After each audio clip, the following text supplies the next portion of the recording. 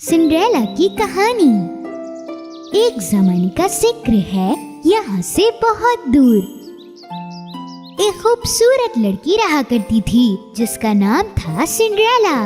जब सिंड्रेला की वालिदा इंतकाल कर चुकी थी तो सिंड्रेला के वालिद ने दूसरी शादी कर ली थी जिसका नाम था लेडी पफी। लेडी पफी की दो बहुत ही चालाक और जेलस बेटियां थीं। वो दोनों हर वक्त लड़ते रहते थे, यहाँ तक एक हेयर ब्रश के लिए भी। छोड़ दो, मैंने कहा छोड़ दो इसे। छोड़ दो इसे, ये मेरा है। नहीं नहीं, मैं नहीं छोड़ूंगी, ये मेरा है। एक दिन सिंड्रेला के वालिद को एक लंबे सफर के लिए निकलना था और लेडी पफी ने इसका फायदा उठाते हुए सिंड्रेला से सारे घर के काम करवाए। बेचारी सिंड्रेला पूरा घर साफ कर रही थी। वो लकड़ियां फायरप्लेस तक लेके गई और उसने पूरे घर के लिए खाना भी बनाया। लेडी बफी और उसकी बेटियां सिंड्रेला से बहुत बदतमीजी से पेश आने लगी। सिंड्रेला बहुत गंदी है, इसे हमारे कमरे में मत सुलाया करें। तुम हमारे कमरे में सोती हो इसलिए हमें बुरे ख्वाब आते हैं। तुम यहाँ मेरी बेटियों को परेशान करती हो। जाओ जाके अपने लिए सोने का दूसरा बंदोबस्त करो। बेचारी सिंड्रेला एक बहुत ही मिट्टी से भरे कमरे में बैठ गई। वो एक छोटी खिड़की में से गार्डन की तरफ देखने लगी और जब भी वो खिड़की में जाती स्नो वाइट की दोस्त पिजन वहाँ आ जाती। हेलो प्यारे पिजन।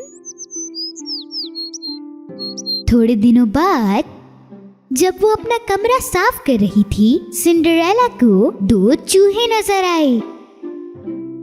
तुम दोनों कौन हो? हाय, मेरा नाम चिटर है। और मेरा नाम है मोज़रेला। और मैं हूँ सिंड्रेला। मुझे पता है तुम लोगों को चीज बहुत पसंद है। मेरे पास तुम लोगों के लिए बहुत अच्छी चीज है। अरे वाह वाह वाह, ये तो बहुत अच्छी बात है। हम तो यहाँ इसे 1 घंटे से ढूंढ रहे हैं। मगर यहाँ पर तो एक खतरनाक बिल्ली है। अरे उस बिल्ली का नाम है पेपू। कल सबसे पहले मैं तुम दोनों के लिए नाश्ता बनाऊंगी। अगली सुबह सिंड्रेला बगैर आवाज किए किचन में गई। खतरनाक बिल्ली पापू चूहों के घर के दरवाजे की तरफ बैठकर चूहों का इंतजार कर रही थी। सिंड्रेला ने बगैर आवाज किए कुछ चीज के टुकड़े उठाए और वापस जाने लगी। लेकिन तभी लेडी पफी की बेटी ने उसे पकड़ लिया। तुम्हारे हाथ में ये क्या है और तुम कहाँ जा रही हो इसे लेके? ये थोड़ी सी चीज है मेरे नाश्ते के लिए। अम्मी, सिंड्रेला हमारा खाना चुरा रही है। मैं चोरी कर रही हूँ? मैं कभी भी कुछ भी चोरी नहीं कर सकती। तुम चोरी करके झूठ बोल रही हो। दोनों चूहे सीढ़ियों से नीचे उतरे और किचन की तरफ भागने लगे ताकि वो उस लेडी पफी की बेटियों को डरा सकें।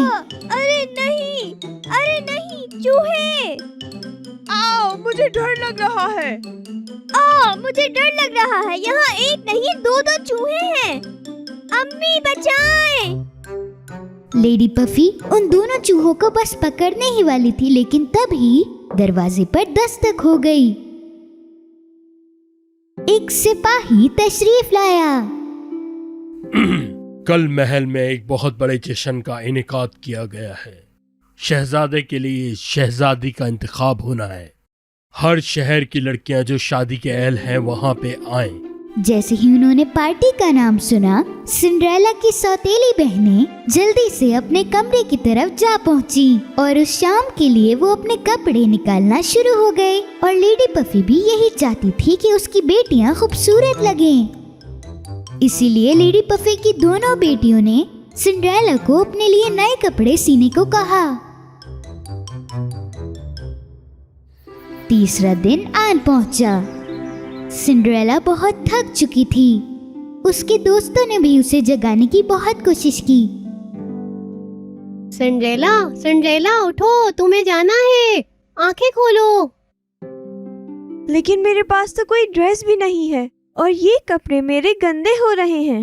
अपनी आंखें बंद करो सिंड्रेला, तुम्हारे लिए एक सरप्राइज है। दोनों चूहे सिंड्रेला को कमरे के बीच में ले गए। व्हाइट पिजन ने उस सफेद कपड़े को हटाया। टन टन।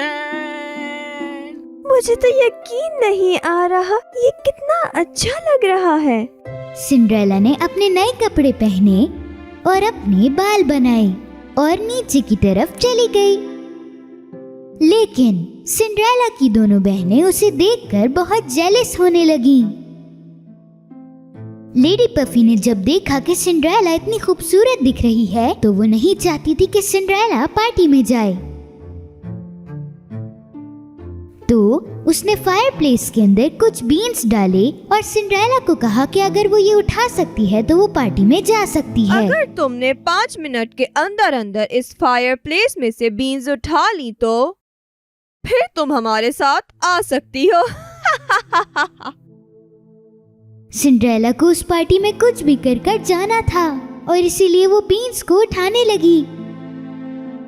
उसके छोटे दोस्तों ने उसकी मदद करना चाही और 5 मिनट के अंदर अंदर उन्होंने उन बीन्स को उठाकर वापस बाउल में रख दिया। सिंड्रेला जल्दी से लेडी पफी के पास गई जो कि जाने ही वाली थी और उसने उन्हें बॉल दिखाया। लेडी पफी अभी भी नहीं चाहती थी कि सिंड्रेला पार्टी में जाए और इस बार उसने सिंड्रेला के गंदे कपड़ों को अपना निशाना बनाया और वो सिंड्रेला को छोड़कर चले गए। सिंड्रेला को घर पर छोड़कर पार्टी की तरफ। बेचारी सिंड्रेला बहुत उदास थी। वो गार्डन में बैठकर बहुत देर तक रोई, एक पेड़ के नीचे बैठकर, और वो पेड़ उसकी माँ ने उगाया था।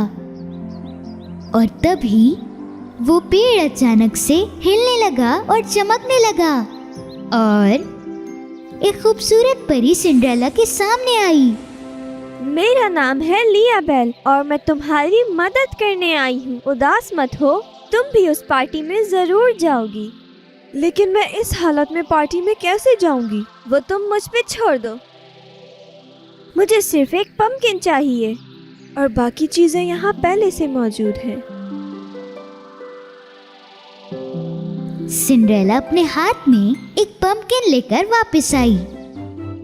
वो परी अपना जादू इस्तेमाल करना शुरू हो गई और उस पम्पकिन को उसने एक कोच में बदल दिया। उन चूहों को घोड़ों में और पिजन को एक खूबसूरत से ड्राइवर में। सिंड्रेला को अपनी आंखों पर बिल्कुल भी यकीन नहीं आया। लियाबेल, तुमने ये सब कैसे किया? परी ने अपनी जादुई छड़ी घुमाई और सिंड्रेला को एक खूबसूरत ब्लू ड्रेस दे दिया और उसके पास बहुत ही अच्छे जूते भी आ गए। मैं तो एक शहजादी की तरह लग रही हूँ। शुक्रिया लियाबेल। अब तुम पार्टी में जाने के लिए बिल्कुल तैयार हो। जाओ। परी ने पार्टी में जाने से पहले सिंड्रेला को कुछ बातें बताईं। और याद रहे कि तुम्हें 12 बजे से पहले आना है, वरना जादू खत्म हो जाएगा और सब कुछ पहले जैसा हो जाएगा। सिंड्रेला ने परी की बात बहुत ध्यान से सुनी और आखिरकार पार्टी की तरफ निकल पड़ी। उस पंपकिन के कोच ने उस महल के दरवाजे के सामने सिंड्रेला को उतारा। सिंड्रेला अपनी खूबसूरती के साथ महल में जा पहुंची। पार्टी के अंदर तमाम लोग इस सोच में पड़ गए कि इतनी खूबसूरत लड़की आखिर है कौन। लेडी पफी ने अपनी बेटियों को इशारों से बताया कि ये तो सिंड्रेला है। शहजादा लियो सिंड्रेला के करीब आया और उससे सिंड्रेला को देखते ही प्यार हो गया। ऐ खूबसूरत लड़की, क्या तुम मेरे साथ डांस करोगी?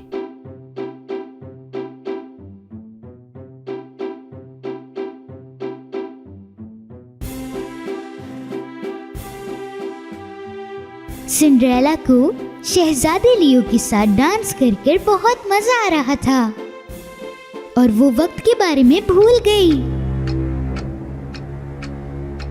जब घड़ी 12 बजाने ही वाली थी, उसे परी की बात याद आ गई। तुम्हें 12 बजे से पहले आना होगा, वरना। सिंड्रेला ने शहजादे को वहीं छोड़ा और महल से जल्दी से भागने लगी। अरे अरे रुको, तुम कहाँ जा रही हो? मैंने तो तुम्हारा नाम तक नहीं पूछा। जब सिंड्रेला सीढ़ियों से नीचे भाग रही थी तो उसके पैर में से उसका एक जूता नीचे गिर गया। इतना वक्त नहीं था कि वो पीछे मुड़ के उस जूते को उठा सकती, तो वो जल्दी से अपनी कोच की तरफ भागने लगी और महल को छोड़ दिया। शुक्र है वो जाते जाते अपनी एक निशानी छोड़ गई। अब मैं इस सैंडल की मदद से उसे ढूंढूंगा। जैसे ही घड़ी ने 12 बजाए, सब कुछ बिल्कुल पहले जैसा हो गया। सिंड्रेला वापस अपने कमरे में आ गई। वो शहजादे लियो के साथ बिताए हुए डांस के बारे में सोच रही थी और उसे भी शहजादे लियो से प्यार हो गया था।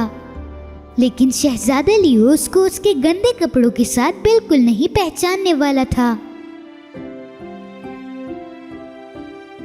वक्त गुजर गया और शहजादे ने अपने महल के बराबर में एक कमरा बनाया जिसके अंदर सिंड्रेला का जूता रखा हुआ था। जितनी भी लड़कियां इस शहर में रहती थीं, इस जगह आई और उस जूते को पहनने की बहुत कोशिश की।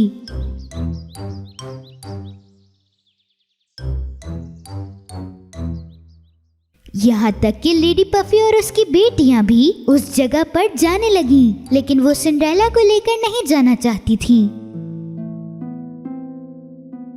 तुम घर पे ही रुको, क्योंकि ऐसा नहीं हो सकता कि वो जूता तुम्हारा हो। हाँ बिल्कुल, क्योंकि वो जूता मेरा या कसांड्रा का होगा। मैं भी तो दुनिया में रहने वाली एक लड़की हूँ, मुझे भी जूता पहनने की इजाजत है। लेडी पफी ने सिंड्रेला की बात को नहीं सुना। उसने सिंड्रेला को घर के अंदर बंद किया और अपनी बेटियों के साथ चली गई। बदकिस्मती से लेडी पफी की दोनों बेटियों को वो जूते नहीं आए। अगर आप इसे थोड़ा सही से पहनाएंगे तो ये मेरे पाँव में सेट हो जाएगा। रात के वक्त जब कमरे की लाइट्स बंद हो चुकी थी, सिंड्रेला अपने घर से बाहर निकली मोज़रेला और चेडर की मदद से। वो उस कमरे की तरफ जा पहुंची जहां पे वो जूता रखा हुआ था।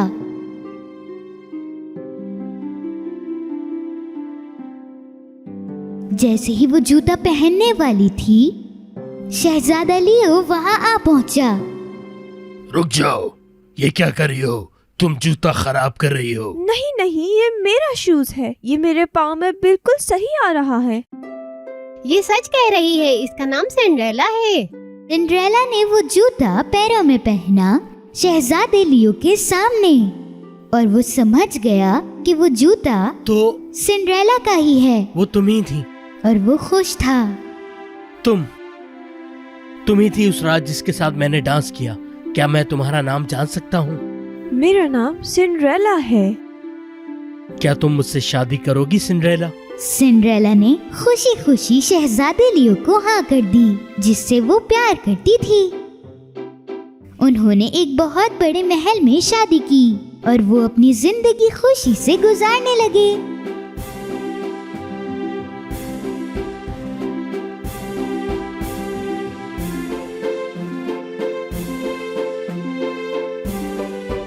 हमारी प्यारी छोटी जलपरी।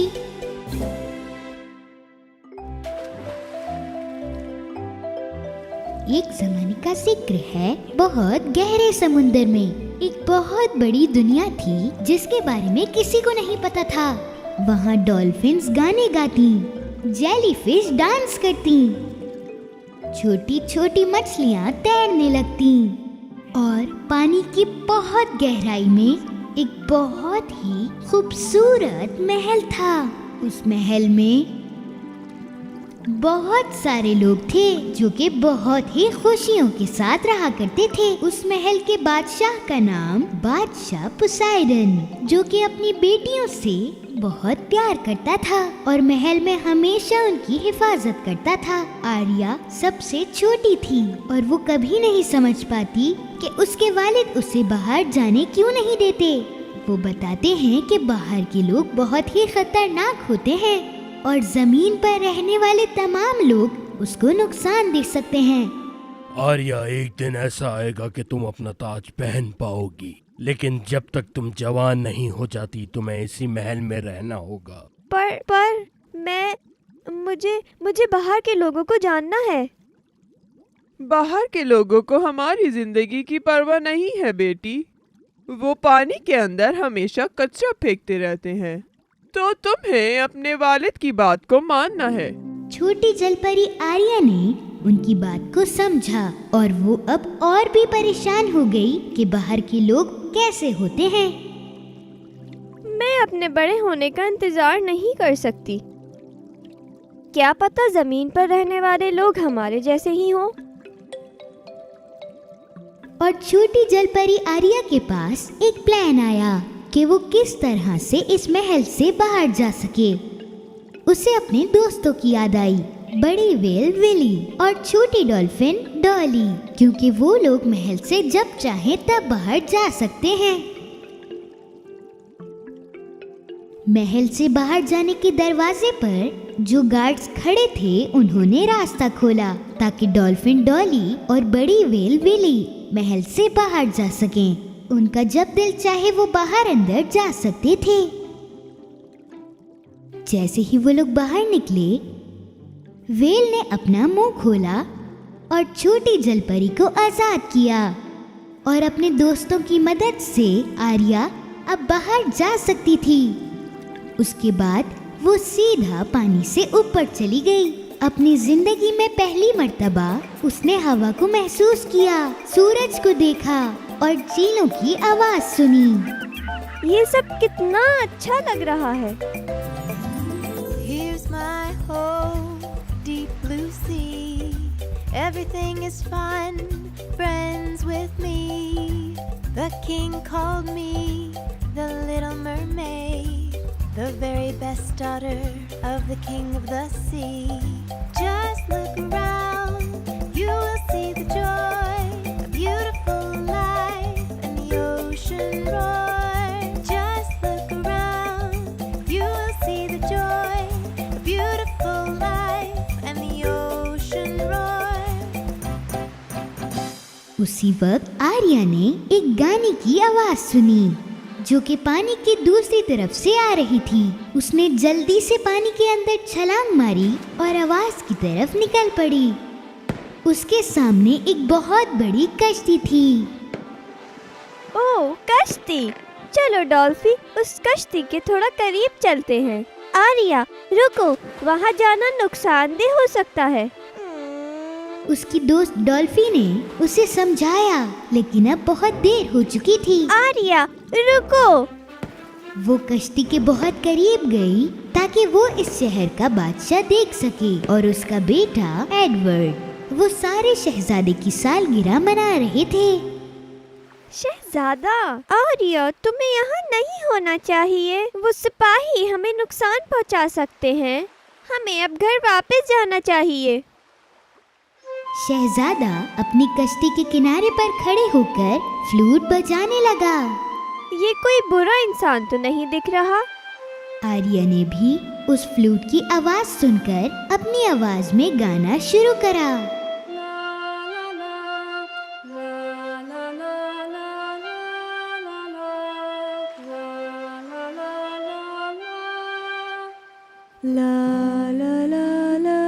शहजादे को उसकी आवाज आई तो उसने इधर उधर देखना शुरू किया। ये खूबसूरत आवाज किसकी है? चलो चले आर्या, वो तुम्हें देख लेंगे।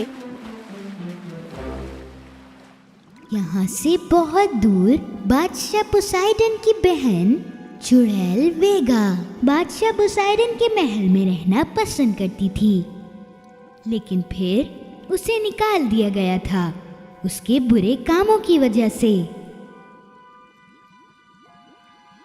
आखिर वो दिन आ ही गया कि बादशाह पोसाइडन की बेटी और एक इंसान मैं हुक्म देती हूँ कि तूफान हवाएं सब शहजादे की कश्ती को पलट के रख दे।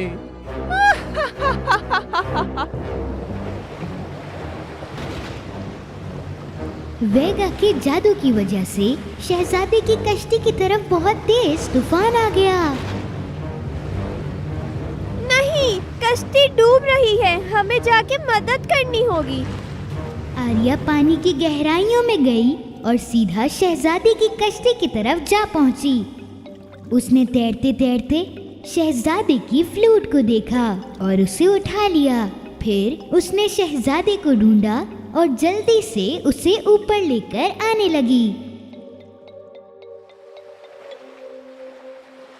उठ जाओ, तुम उठ जाओ। शहजादे ने हल्के हल्के अपनी आंखें खोली तुम जिंदा हो। और एक बहुत खूबसूरत जलपरी को अपने सामने देखा। आर्या को एक कुत्ते के भौंकने की आवाज आई और वो वहां से जल्दी से निकल गई। बादशाह और उसके सिपाही और एक लड़की शहजादे को ढूंढ रहे थे।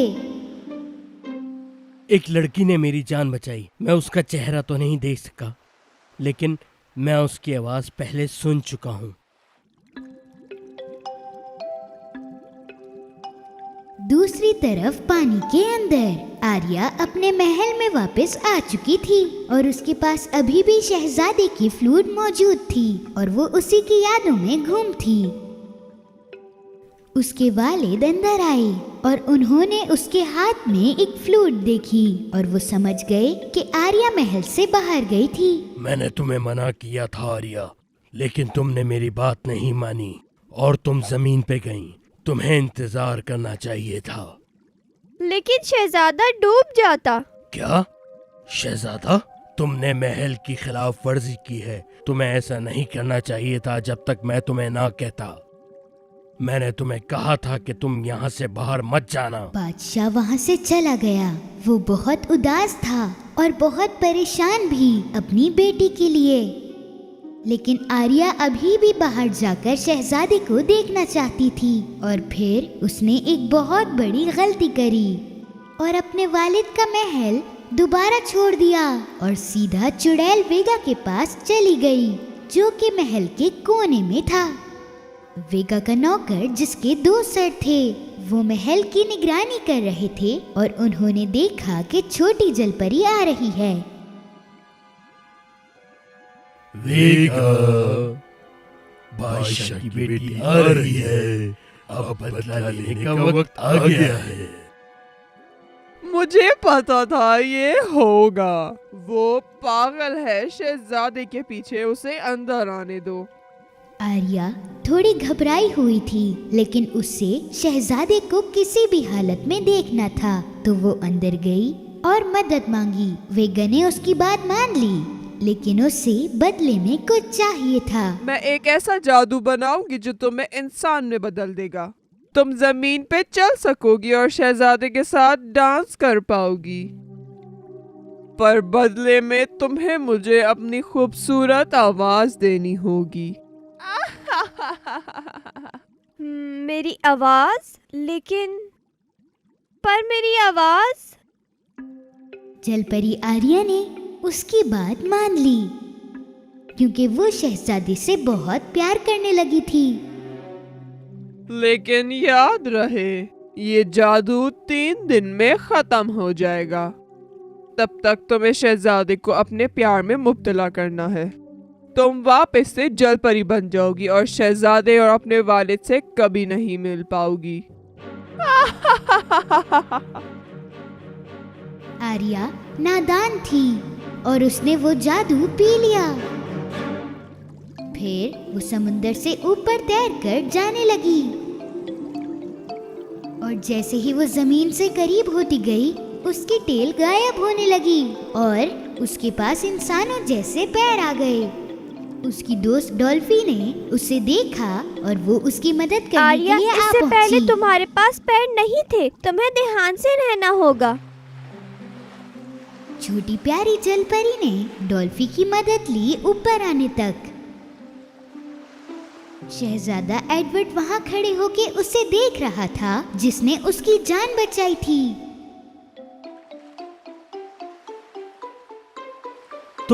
मैंने तुम्हें कहीं देखा है। क्या हम पहले कहीं मिल चुके हैं? आर्या के पास आवाज नहीं थी तो उसने अपना सर हिलाया और शहजादे को उसकी फ्लूट वापस करी।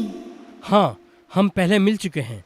तुम वही लड़की हो जिसने मुझे डूबने से बचाया था और तुम्हारी खूबसूरत आवाज मुझे हमेशा याद रहेगी। तुम्हारा नाम क्या है? आर्या ने उसे बताने की बहुत कोशिश करी। ओ अच्छा, तुम बोल नहीं सकती। लेकिन वो बोल नहीं पा रही थी। तो शहजादे को लगा कि ये कोई और लड़की है, क्योंकि जो लड़की उसने देखी थी उसके पास एक खूबसूरत आवाज थी। लेकिन वो फिर भी इसकी मदद करना चाहता था और उसने उसे अपने महल ले जाने का फैसला किया।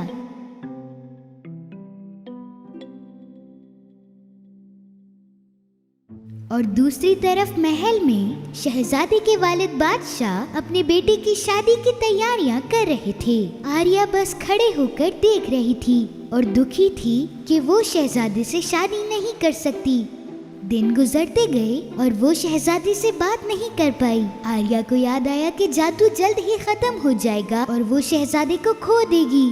आर्या को लगा कि शहजादे से शादी करना बहुत मुश्किल है उसकी आवाज के बिना। जब तीसरा दिन आ पहुंचा, आर्या बहुत दुखी थी। लेकिन तभी कुछ नाकाबिले यकीन सा हुआ। उसकी जलपरी बहनें पानी से बाहर आ गईं और फिर उसकी दादी। मेरी प्यारी बेटी, मैं तुम्हें बचाने आई हूँ और उस चुड़ैल का जादू तोड़ने। और फिर पानी के अंदर से एक बहुत बड़ी लहर बाहर आई और उसके अंदर से आर्या के वालिद निकले। आर्या, मेरी प्यारी बेटी, तुम उन मुश्किलों से गुजर चुकी हो जिनसे मैं तुम्हें बचाना चाहता था। मैं तुम्हारी आवाज लौटाने आया हूँ। मैं ये जादू खत्म कर दूंगा और तुम हमें हमेशा के लिए याद रखना। पानी के महल के बादशाह ने अपनी छड़ी उठाई और उसे उस सीशेल के पास रखा और जादू टूट चुका था। आर्या की आवाज वापस आ गई। मेरी आवाज। आप सबका बहुत बहुत शुक्रिया। मुझे आपसे बहुत प्यार है। नहीं। वेलविली जल्दी से शहजादे की कश्ती के पास जा पहुंची। शहजादा और एक दूसरे शहर की शहजादी बस शादी करने ही वाले थे, लेकिन अचानक शहजादे ने कुछ सुना और वो रुक गया।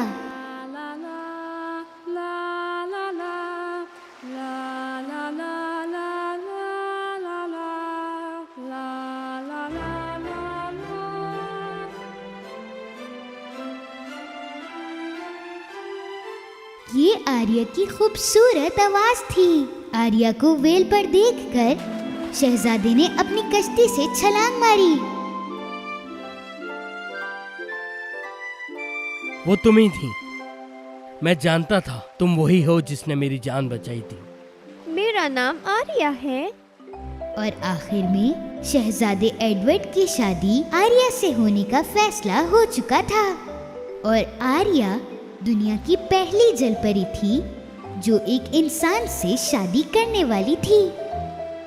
और आर्या के घर वालों ने आर्या और शहजादे एडवर्ड को बहुत सारी दुआएं दी और वो बहुत खुशी से जिंदगी गुजारने लगे। रपुंज़ेल की कहानी। एक जमाने का जिक्र है। यहाँ से बहुत दूर एक प्यारा सा जोड़ा रहता था। एक दिन बीवी ने अपने शौहर को बताया कि वो माँ बनने वाली है। उसका शौहर ये खबर सुनकर बहुत खुश था। उसने कहा कि वो उसके लिए कुछ भी करने को तैयार है। एक दिन उसने अपनी ख्वाहिश जाहिर की कि उसे लेट्यूस का पत्ता खाना है। जब तक मैं अपने पड़ोसी के बाग का मजेदार सलाद नहीं खा लेती, मुझे सुकून नहीं मिलेगा। इसलिए उसका शौहर अपनी बीवी की ख्वाहिश पूरी करने पड़ोसी के घर चला गया। लेकिन बेचारा शौहर ये नहीं जानता था कि पड़ोसी कैमिला नाम की एक बहुत ही खतरनाक चुड़ैल है। ये बात कोई नहीं जानता था कि चुड़ैल 150 साल की थी। जवान दिखने के लिए चुड़ैल कैमिला सिर्फ सोने की चीजों को छू सकती थी, इसलिए उसने अपने घर में सब कुछ सोने से ढक दिया था। उसकी प्लेटें, चमचे, कांटे और लैंप सब कुछ सोने से ढक दिया।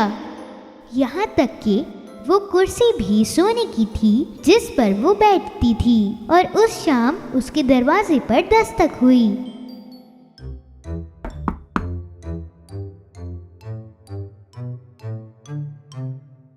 ये उनका पड़ोसी था जो अपनी बीवी के लिए कुछ लेट्यूस के पत्ते मांगने आया था। कैमिला ने कहा कि वो बागीचे से जितना चाहे उतना लेट्यूस ले सकता है, लेकिन एक शर्त पर। अगर तुम्हारे बच्चे के बाल सुनहरी हुए तो मैं इसे लूंगी, वो बच्चा मेरा होगा। शौहर को समझ नहीं आ रहा था कि वो क्या करे, लेकिन उसने उस चुड़ैल की बात मान ली और उसने दुआ की कि उसकी बच्ची के बाल सुनहरे ना हों। लेकिन कुछ दिनों बाद उनके घर एक बेटी पैदा हुई, सुनहरे रेशमी बालों के साथ। उन्होंने उसका नाम रपेंजल रख दिया।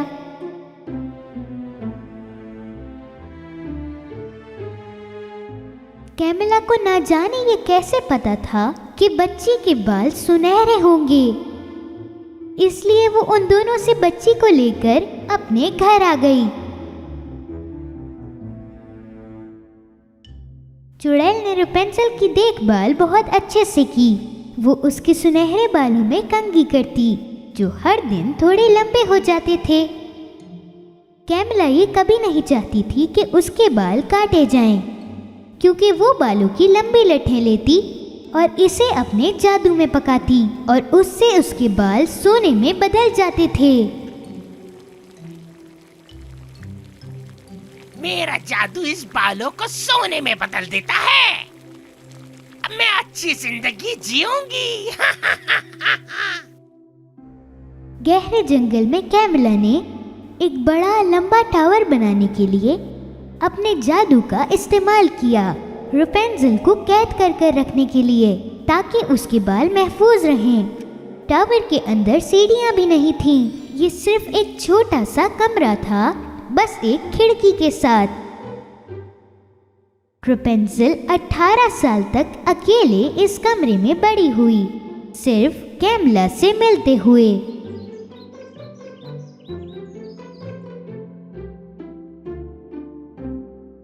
जब भी कैमिला उससे मिलने आती तो वो उसे नीचे से बुलाती, रपेंजल, रपेंजल, रपेंजल, अपने सुनहरे बाल नीचे फेंको। रपेंजल अपने बालों को खिड़की से नीचे फेंकती और कैमिला उसके ऊपर चढ़ जाती और उसे पकड़कर टावर तक आ पहुंचती। माँ, इस टावर में सीढ़ियाँ क्यों नहीं हैं? मैं जमीन पर कदम क्यों नहीं रख सकती? मुझे फूलों और जानवरों के साथ खेलना है।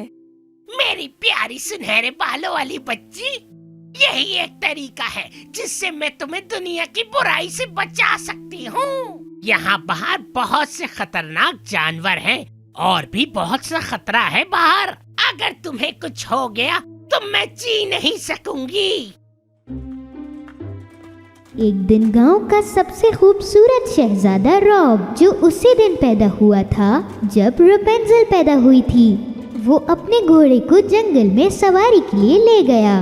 जंगल में शहजादे को एक गाने की आवाज आई और वो रुक गया। ये आवाज कितनी खूबसूरत आवाज है।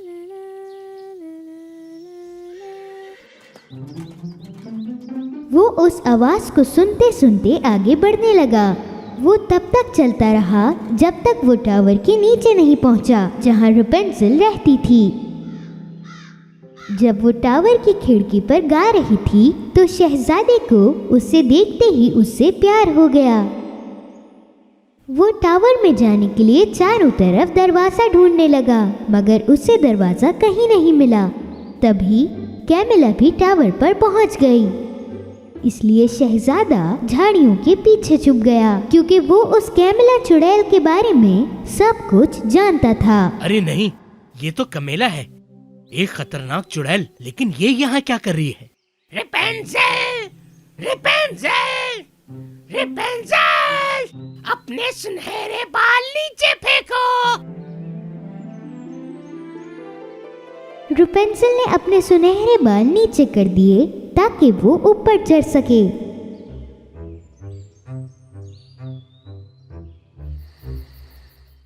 अगले दिन शहजादा टावर पर फिर से आया। वहां पहुंचकर उसने चुड़ैल की आवाज की नकल करते हुए टावर पर आवाज लगाई।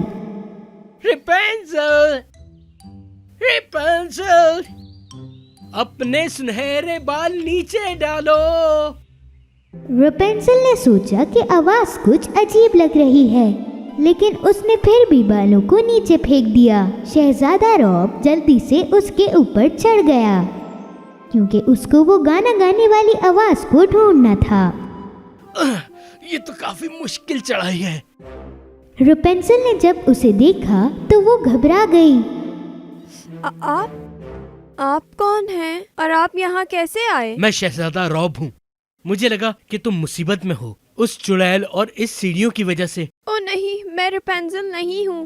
मैं आपको नहीं जानती। मेरी माँ कहती है अजनबी खतरनाक होते हैं। ओह नहीं, आप यहाँ से चले जाइए। फिक्र नहीं करो, मैं कोई खतरनाक जानवर या तुम्हारा दुश्मन नहीं हूँ। मैंने बस तुम्हारी खूबसूरत आवाज सुनी और देखना चाहता था कि आखिर वो चुड़ैल करती क्या है, इसलिए मैं यहाँ आया हूँ। शहजादी की बातों ने रेपेंजल के दिल को नरम कर दिया और अब रेपेंजल को उससे डर बिल्कुल नहीं था। क्या तुम बाहर घूमने, बाहर के नज़ारे देखने और खूबसूरत जानवरों से मिलने मेरे साथ इस टावर के नीचे जाना चाहोगी? रेपेंजल सालों से बाहर जाने की कोशिश कर रही थी, इसलिए उसने शहजादी की बात को फौरन मान लिया और उसके साथ जाने के लिए तैयार हो गई। मेरे पास एक प्लान है जिससे हम दोनों टावर से नीचे जा सकते हैं। अगले दिन चुड़ैल कैमिला टावर पर पहुंची। वो रेपेंजल को बुलाने ही वाली थी कि तभी उसने लंबे सुनहरे बालों को पहले से ही नीचे देखा। मुझे लगता है उसने मुझे आते हुए देख लिया होगा, इसीलिए पहले से बाल लटका दिए। कैमिला टावर के ऊपर चढ़ने लगी, लेकिन तभी उसने एक घोड़े की आवाज सुनी। उसने सोचा कि कोई आसपास हो सकता है, लेकिन वो इन सब में पड़ना नहीं चाहती थी, इसलिए वो चढ़ती रही क्योंकि वो जल्द से जल्द रेपेंजल के पास जाना चाहती थी। जब वो रेपेंजल के कमरे में पहुंची तो वो हैरान हो गई। रेपेंजल अब वहां नहीं थी।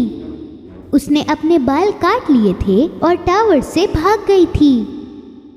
मेरा सोना, मेरा सोना, मेरा सोना चला गया। अब मैं क्या करूंगी? रेपेंजल!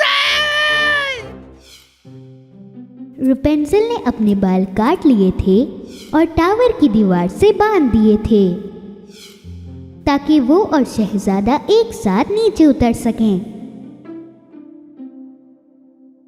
कैमिला ने अकेले टावर में थक हार कर रेपेंजल के कटे हुए बालों को छुआ।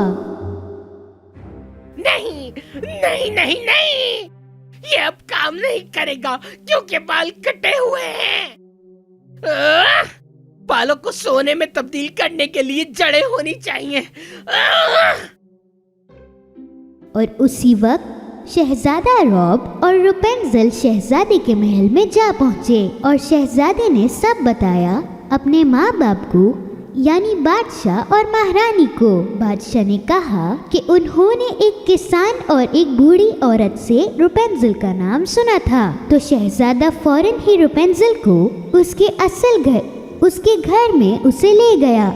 उन्होंने बताया कि उन्होंने रेपेंजल नाम का बच्चा खोया है। जैसे ही उसके गरीब माँ बाप ने दरवाजा खोला और रेपेंजल को देखा, उन्होंने उसे पहचान लिया। मेरी बेटी, मेरी प्यारी बेटी, तुम हमें मिल गई। भयानक चुड़ैल तुम्हें हमसे दूर ले गई थी। इतने साल हो गए, लेकिन आखिरकार तुम घर आ ही गई बेटी। हम ही तुम्हारे असली माँ बाप है बेटी। रुपेंजल अपने असली माँ बाप से मिलकर बहुत खुश थी। और आपको क्या लगता है कि कैमिला का क्या हुआ होगा, जो बिना किसी सोने के टावर में रह गई थी? मैं तुम्हें ढूंढ के रहूंगी रेपेंजल। मैं तुम्हें उन बालों के लिए ढूंढूंगी जो सोना बन जाते हैं।